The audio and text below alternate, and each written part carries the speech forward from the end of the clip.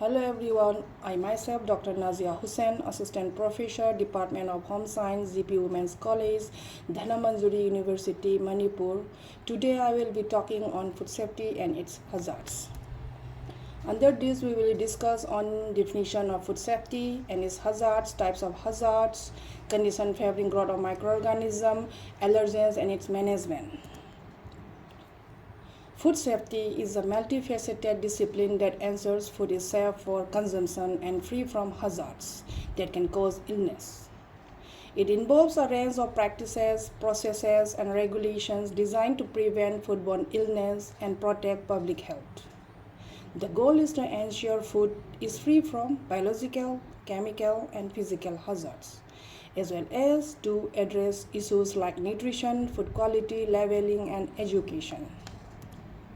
In short, food safety is to ensure that food is acceptable for human consumption according to its intended use. There are four types of food safety hazards which have a potential effect on human health, that are biological, chemical, physical, and allergens. What are physical hazards? They are any foreign objects found in the food or are naturally occurring objects. The examples of physical hazards are glass, hair, fingernails, bones, jewelries, and so on. Chemical hazards. Naturally occurring and process-induced chemical substances that can cause a foodborne illness is called a chemical contamination or hazards. The process-induced chemical contamination includes pesticides, colorants, preservatives, etc. And naturally occurring contaminants include histamines, ciguatoxins, saxitoxins, domoic acids that are from marine algae. These histamines are scombroids are poisoning from the fish. Next, biological hazards. Biological hazards are organisms or substances produced by organisms that pose a threat to human health. The biological hazards includes bacteria, example Salmonella species, E. coli, Clostridium botulinum, etc. Viruses include hepatitis A, rotavirus. Parasites include Toxoplasma gondii, Taenia solium, Giardia species. The biological hazard causes foodborne infections and foodborne intoxications. So what are foodborne infections?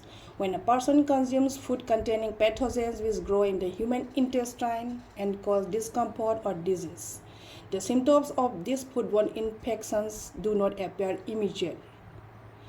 Foodborne intoxications. When a person consumes food containing toxins in it that cause discomfort, but in this, the symptoms appear quickly. The conditions favoring the growth of microorganisms are food, acidity, temperature, time, oxygen, and moisture. In short, we know it as a phytome. Food. Foodborne microorganisms draw nutrients from potentially hazardous food. Any foodborne microorganisms grow well between the pH range of most foods. Most of the microorganisms grow between the temperature range of 5 degrees Celsius to 63 degrees Celsius, which is known as a danger zone.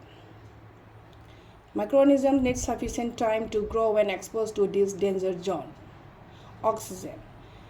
Organisms require oxygen in free or combined state. Last, moisture. Microorganisms require moisture to grow and is measured in the form of activity of water.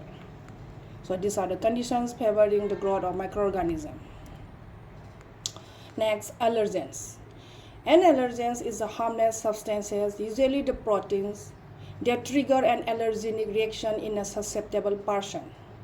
The immune system mistakenly identifies as dangerous and responds, leading to the symptoms like itching, hives, breathing difficulties, which is known as anaphylaxis. Food allergy. Food allergy is a potential serious immune response to eating or otherwise coming into contact with certain food or food additives. A food allergy occurs when immune system identifies a particular food proteins as dangerous and creates antibodies against it. The next time the individual eats that food, immune system tries to protect the body against the danger by releasing massive amount of his chemicals, including histamine. Histamine is a powerful chemical that can cause a reaction in the respiratory system, GIT tract, skin, or CV system. In most extreme cases, food allergies can be fatal. Although any food can provoke an immune response in allergenic individuals, a few foods are responsible for the majority of food allergies. These are the list of food causing hypersensitivity, like cereals containing gluten, crustacea, eggs and egg products, fish and fish products, peanuts, soybeans and its products, milk and milk products, sulfide in concentration of 10 mg per kg or more. How we can handle these allergens? Raw materials. The raw materials, we have to review the levels of incoming raw materials for the appropriate allergen information or there is any changes in the level. Handle appropriately any damaged containers of allergens to minimize the cross-contamination. Store.